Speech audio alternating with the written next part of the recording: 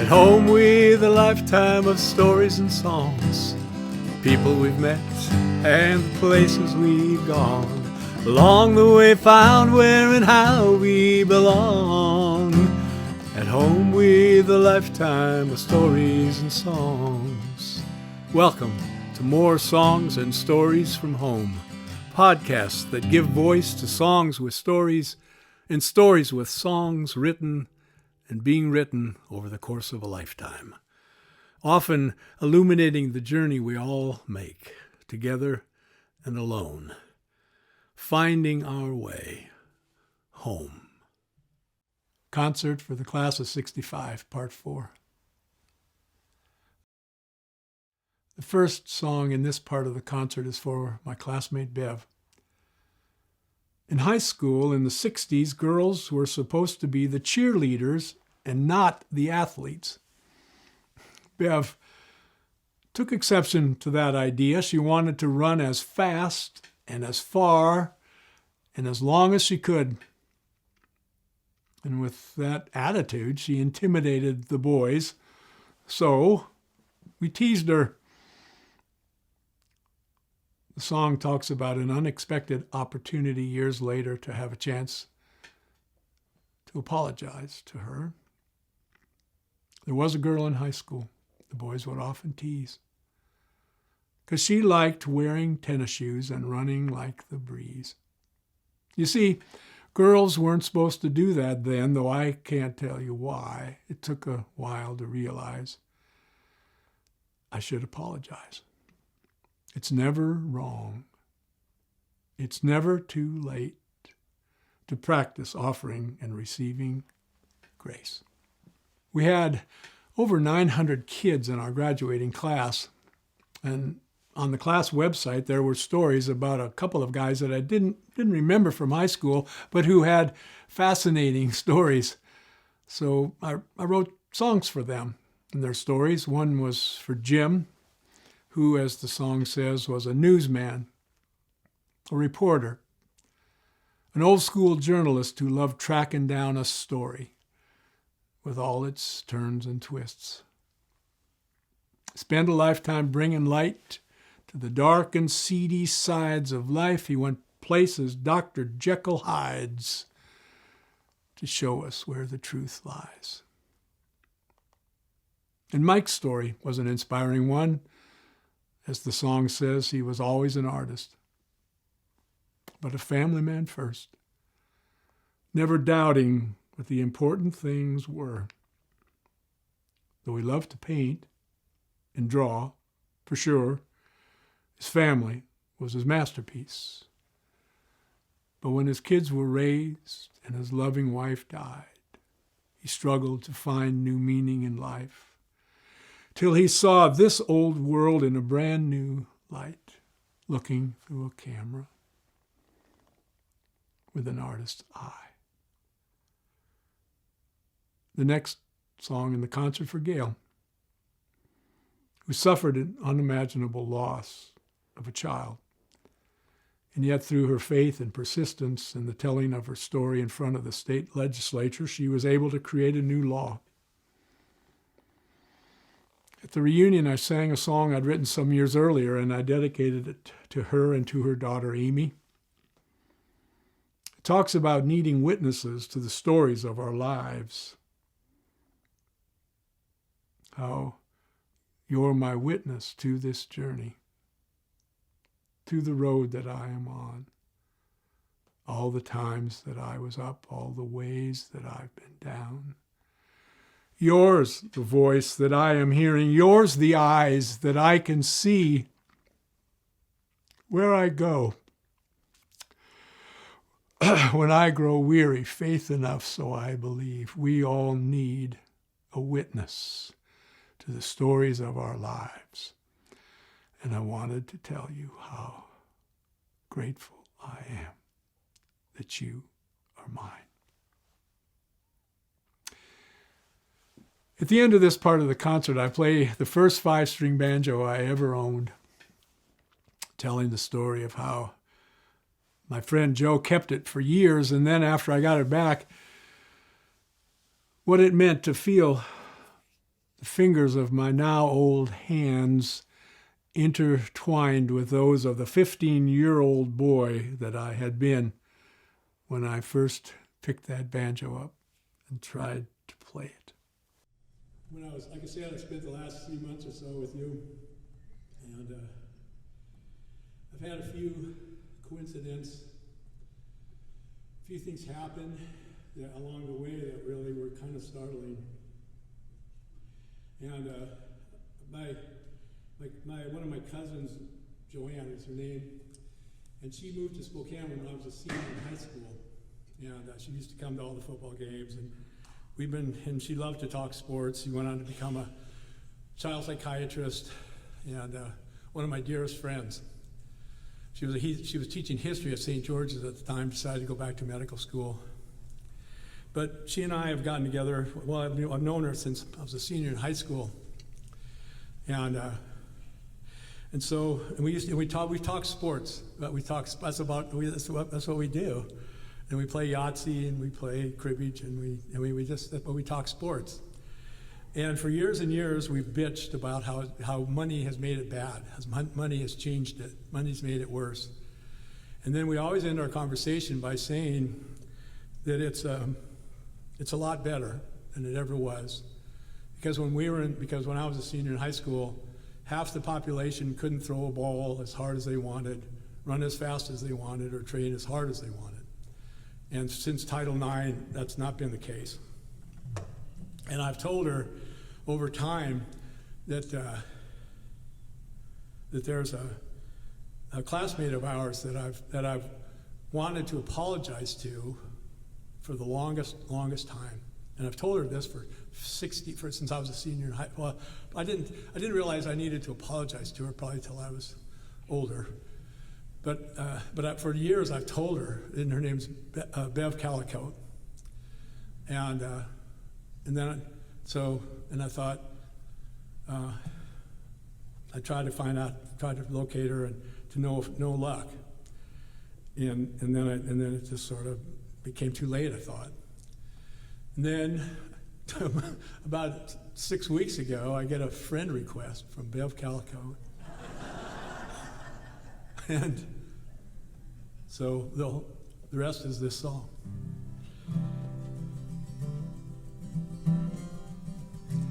And there was a girl in high school that the boys would often tease. You see, she liked wearing tennis shoes and running like the breeze.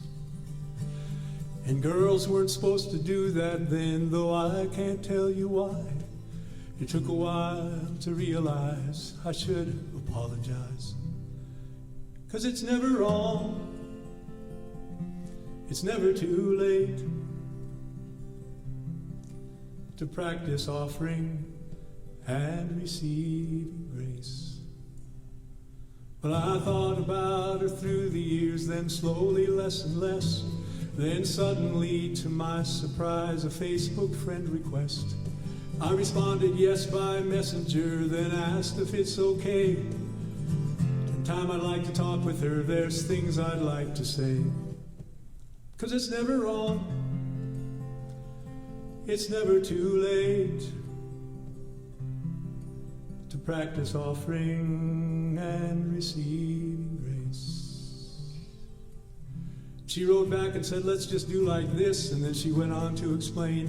She's in Richland, she's still cartooning, and she has a mandolin she plays. And years ago, an accident, she'd fallen off a roof. And though she's got lots of good memories, her running days are through. It's never wrong, it's never too late to practice offering and receiving grace. And I wrote back and said, I'm sorry about your accident, what's more, I'm sorry for the teasing I was part of years before. And she wrote back and said, no worries, you made me stronger nonetheless. Besides, cartoonists have to learn to be irrepressible when stressed. Her words, it's never wrong, it's never too late practice offering and receiving grace. Well, I'm glad, I don't know why she reached out when she did, and for my apology hit home. But I'm glad I could say sorry, because this much I know, that we are all in this together, from beginning to the end, and we should try to make each other better. And when we better, make amends. Because it's never wrong, it's never too late to practice offering and receiving grace. It's never wrong, it's never too late to practice offering and receiving grace.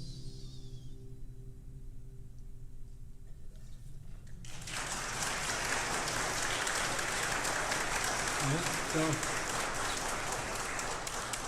she says to say hi. So, and so there's a couple other books that were on the website, and it's a little more challenging because I don't remember Jim Morlin. I maybe should. I don't know how many of you do, but I read on the website on what, so he was and the line that stuck out to me was, he was a determined evangelist for the disinfecting power of sunlight and the refusal to ignore uncomfortable truths. So he was the first guy to write about Ruby Ridge, and he wrote about the Aryan nations. So this is my tribute to Jim. He wrote, he loved family, work, and music. Oh, and this is the part that struck me in his obituaries, and they were everywhere. He said he used to pass out cards, and he stole it from Harold Blaze. And I walked by the Spokane River, and I saw it. I read about it, because I read about it kind of doing this research.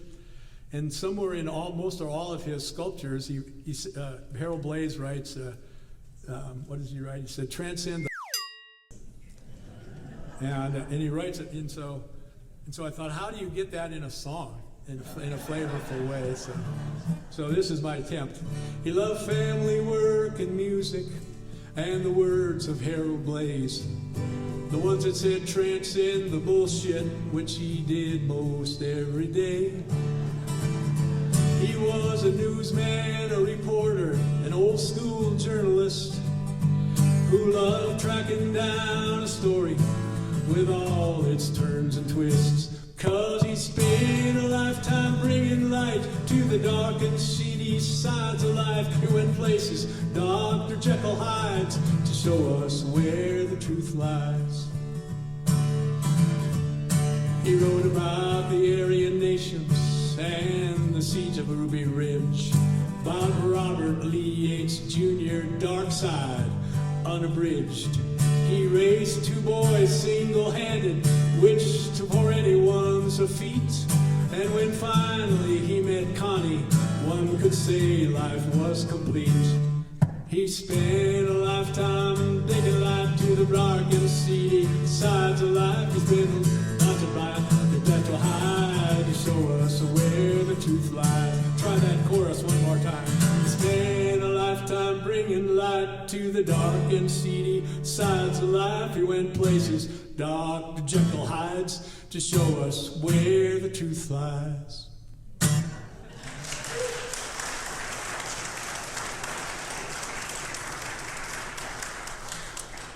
And then Mike Forster. So he, if you go to the website, which Jim Hoppy does such a beautiful job of curating. Thank you.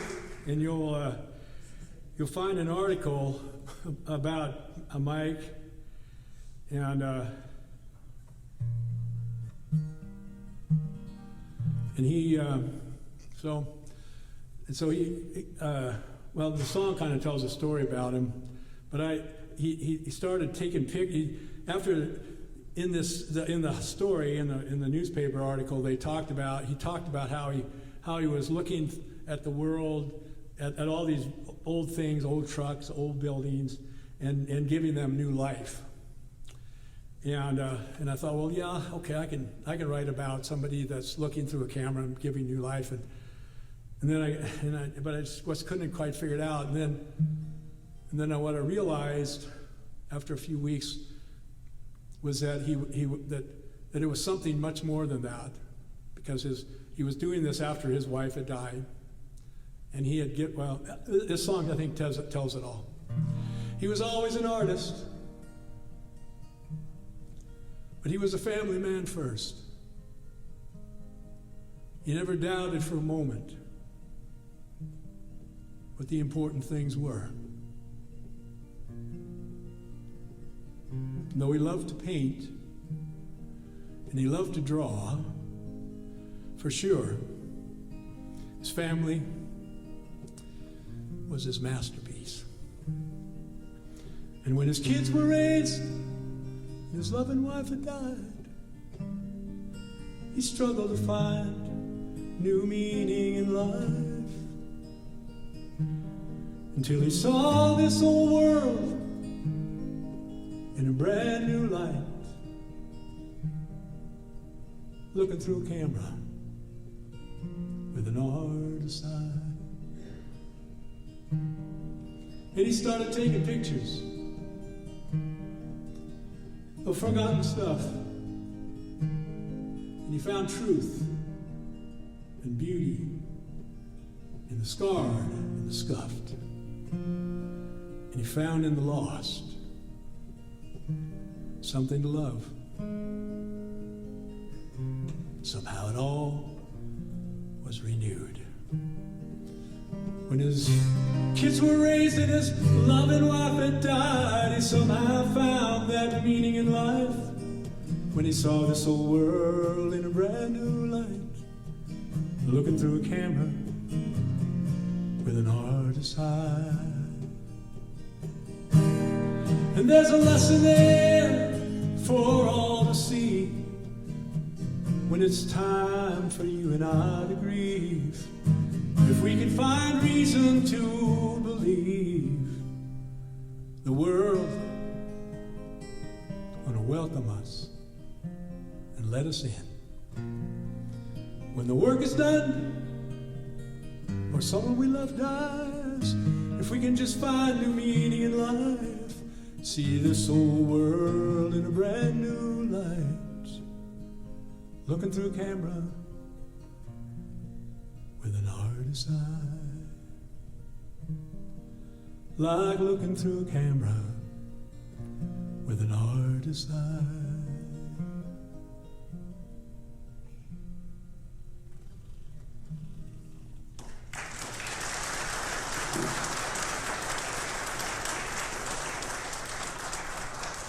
Stories of our class.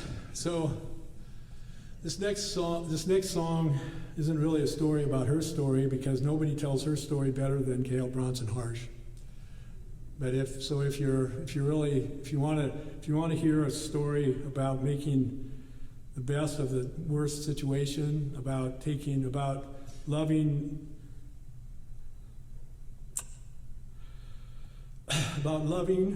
your challenges back to life, talk to her. It also goes out to Bob and Linda Ferris. They've done some good things with their struggles too. But and it's one thing that, again, when I was thinking about hanging out with you for all these months, that you're my witness to this journey, to the road that I am on. All the time when I was up, all the ways that I've been down. Yours the voice that I am hearing, yours the eyes that I could see.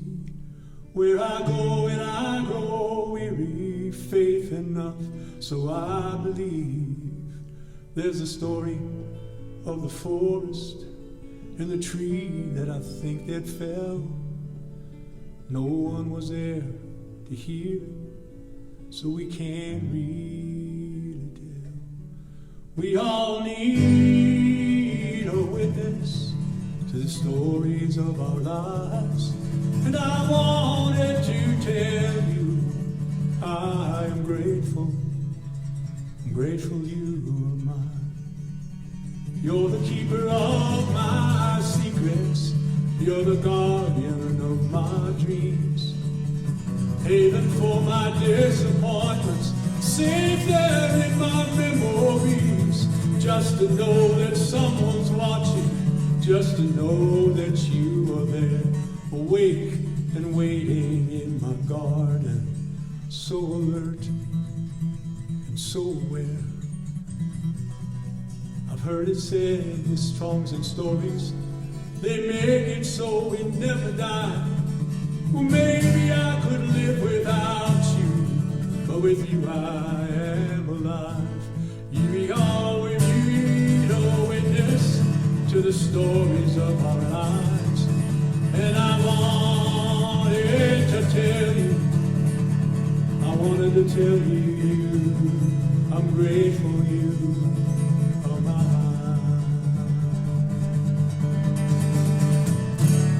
It's for Amy.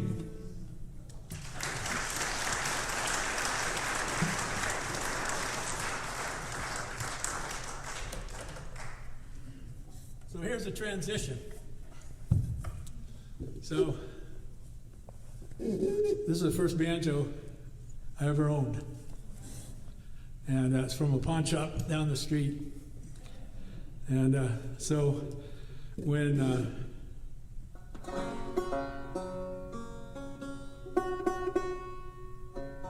so here's the story. So when that flood came and the banjo was lost, so to speak, and I didn't know I was going to end up eventually getting one, but certainly not one that Eddie Peabody played. Pat, that's my wife, she called Joe Allison, and she said, Joe, I understand that you may have a Pearson's first banjo. And she went to Vashon to pick it up. Battery died, but she did it anyway. And she got it for my birthday. This is some years ago. And you've got to remember something 60 years ago when we were kids. And I was telling Joyce, you know, if next in a few weeks when the class of whatever it is, when the senior class is coming in here too, and if they find out what we've done, if it would have been us in third period or in third lunch, we would say, you know, there was a gathering of the class of 1908.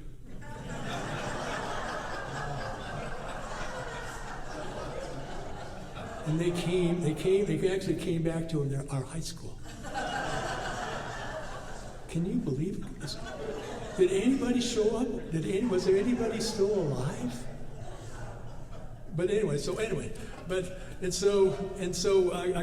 got this banjo for my birthday. It's about 10 years ago. And we've got a reading nook. And I would put it over there and I'd watch it, and then I'd play it, and then I couldn't take my eyes off of it for all day. And I thought, what in the world is going on? And so when I was 15 or something, he's got a new banjo. I didn't care about the old banjo, but then the story goes, and this is a friend of ours. His name was Emmett Day, and you might know his woodworking, but he was a master woodworker, and his name was Emmett Day, and he died much too soon. And in his memorial, they read from his journals, and in the journals, he said, "I never buy new tools. I always buy old tools so I can put my hand in the hand of those who came before me, and we can be there together." Perfect. And I thought, well, this is, and happy tears. What I realized, and this was that 50 years ago when I first had this banjo, the banjo was 50 years old. And now it's 100. It's more than 100, about 110 now. But when I looked at it, it was 100 years old. And I last held it when it was 50. And now my 65-year-old fingers at that time, 10 years ago, my 65-year-old fingers were interlaced with a 15-year-old boy. And that was what the sound was making.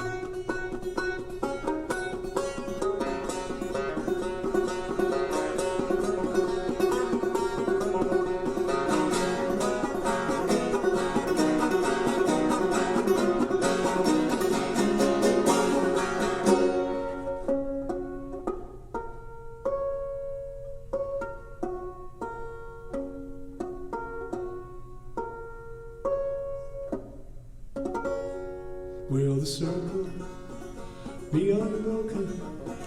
My, my, there's a better home waiting in the sky, in the sky. Oh, Undertaker, Undertaker, won't you please die slow? 'Cause the body that you're carrying, well, I hate to see her go. Will the circle be unbroken by my? There's a better home waiting in the sky, Lord, in the sky.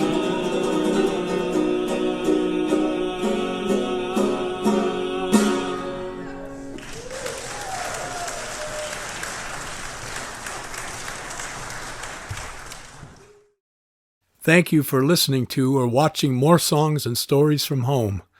Come back next time for part 5 of the Class of 65, knowing you're always welcome here at home with a lifetime of stories and songs.